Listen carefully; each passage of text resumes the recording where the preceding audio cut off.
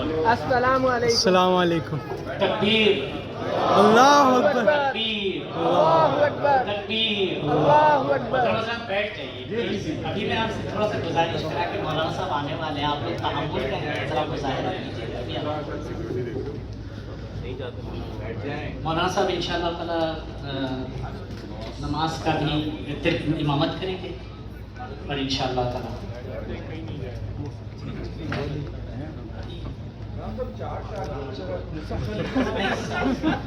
تو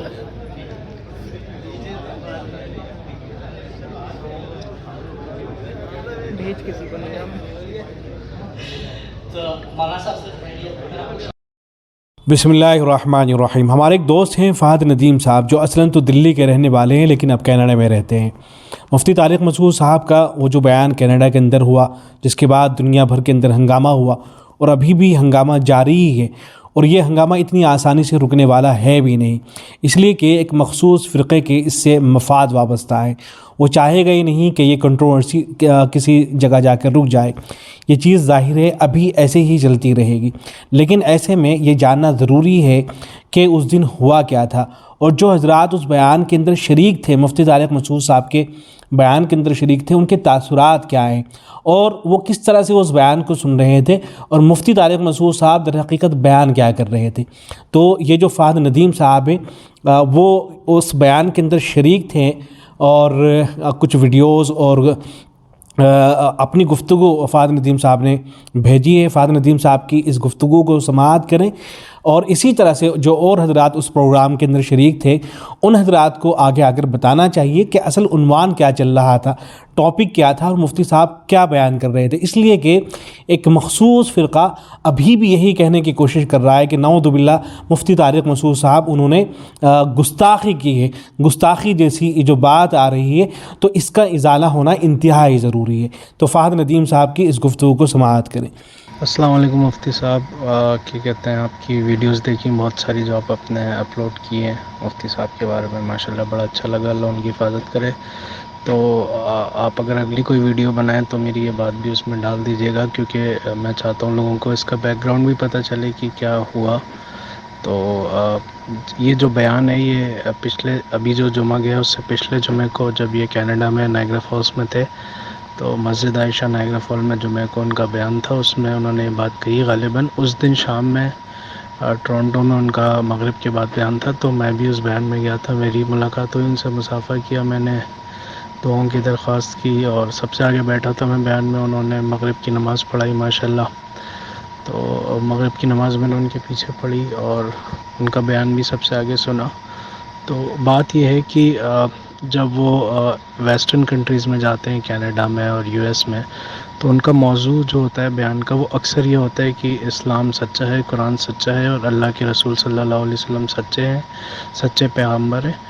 تو کسی کو شک و شبہات نہ پیدا ہو اسلام کے سچے ہونے میں. تو اس موضوع پہ اکثر وہ بیان کرتے ہیں، اور ایولیوشن بہت اسپیڈ سے پھیل رہا ہے، ارتداد، ایتھیزم، ایگنوسٹزم، یہ سب پھیل رہا ہے. تو اس پہ کیونکہ یہاں کی جو نئی نسل ہے انہیں اسکولوں میں یہی سب پڑھایا جاتا ہے، تو اس بارے میں وہ اکثر بیان کر رہے ہوتے ہیں ایتھیزم اور ان سب چیزوں کے خلاف، اور لوگوں کو اسلام کے بارے میں شک نہ پیدا ہو. تو اس دن بھی مغرب کے بعد جب ان کا قریب 1.25 گھنٹے کا بیان تھا، میں سب سے آگے بیٹھا. تو اس پہ بھی ان سے کہا گیا تھا کہ آپ سیرت النبی پر بیان کریں، کیونکہ 2 دن بعد 12 ربیع الاول تھی. تو انہوں نے کہا ٹھیک ہے، میں اللہ کے نبی کے سچے نبی ہونے پہ اور قرآن کی سچی کتاب ہونے پہ بیان کرتا ہوں. تو وہی موضوع پہ انہوں نے بات کی تھی. بس یہ کہ جو دوپہر میں انہوں نے اس مسجد میں بیان کیا وہ تھوڑا وائرل ہو گئی. شام میں جو انہوں نے بات کی اس میں بھی انہوں نے یہی بتایا کہ قرآن میں کوئی غلطی کی کوئی گنجائش نہیں ہے.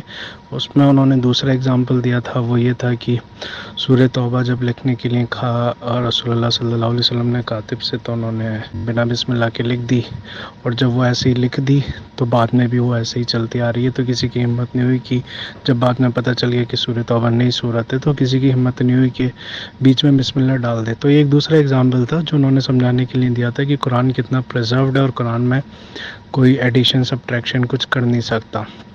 تو وہ ایکچوئل میں قرآن کے سچے ہونے پہ ہی بیان کر رہے تھے. اس وقت بھی دوپہر میں جو انہوں نے بیان کیا اس میں انہوں نے تھوڑا ایک الگ اگزامپل دے دیا گرامر والا, لیکن ان دونوں باتوں کو اگر ہم جوڑیں گے تو اس سے پتہ یہی چلے گا کہ ان کا جو مقصد تھا دونوں بیانات میں وہ یہی تھا کہ قرآن کو سچی کتاب ثابت کیا جائے, یوتھ کو بتایا جائے, تاکہ وہ اکثر ایسے سوال پوچھتے ہیں کہ کسی نے قرآن لکھ تو نہیں دیا اپنی طرف سے. یہ ساری باتیں وہ اکثر اس طرح کے بیان میں کرتے ہیں, اور بھی انہوں نے اگزامپل دیے. تو یہ اس کا تھوڑا سا بیک گراؤنڈ ہے, تو میں نے کہا آپ کو بتا دوں. بہت شکریہ فہد ندیم صاحب آپ کا. تو دیکھیں یہ تاثرات ہیں ان حضرات کے جو اس پروگرام کے اندر شریک تھے. تو مفتی طارق مسعود صاحب بھی وضاحت کر رہے ہیں, جو حضرات اس پروگرام کے اندر شریک ہیں وہ بتا رہے ہیں کہ اصل گفتگو کیا چل رہی ہے اور عنوان کیا ہے اور کیا گفتگو ہوئی ہے. ان ساری وضاحتوں کے باوجود بھی اگر کوئی شخص ابھی بھی یہی کہتا ہے کہ نہیں مفتی طارق مسعود صاحب نے تو گستاخی ہی کی ہے, تو پھر ایسے شخص کو اپنی آخرت کی فکر کرنی چاہیے اور آخرت کے بارے میں سوچنا چاہیے. فہد ندیم صاحب نے اس پروگرام کی کچھ اور کلپس بھیجی ہیں مفتی طارق مسعود صاحب کی, وہ گفتگو فرما رہے ہیں اور سوالوں کے جوابات دے رہے ہیں. تو اگر ان کو دیکھنا چاہیں تو ان کو بھی دیکھ سکتے ہیں. دیگر سے ہے ذبیحہ سے ریلیٹڈ سوال ہے. اگر مشین سے ذبیحہ ہو رہا ہے, ایک بندہ اگر کھڑے ہو کے تکبیر پڑھ رہا ہے ہر بار جب چھری نہیں ہوگا, چھری چلاتے ہوئے تکبیر پڑھنا ضروری ہے. وسلم کو اپنا میسنجر بنا کے دنیا میں بھیجا ہے, میسنجر آف گاڈ. اب اللہ کے ذمہ دو کام تھے, ایک اپنا تعارف کروانا, وہ اللہ نے کس کے ذریعے کروایا. یہ چیز ہمیں سائنسدان نہیں بتا سکتے, ہم ہر چیز سائنسدانوں سے پوچھتے ہیں. سائنس دیکھو کچھ چیزوں میں ہمیں گائیڈ کر سکتی ہے, ہر چیز میں سائنس ہمیں گائیڈ نہیں کر سکتی.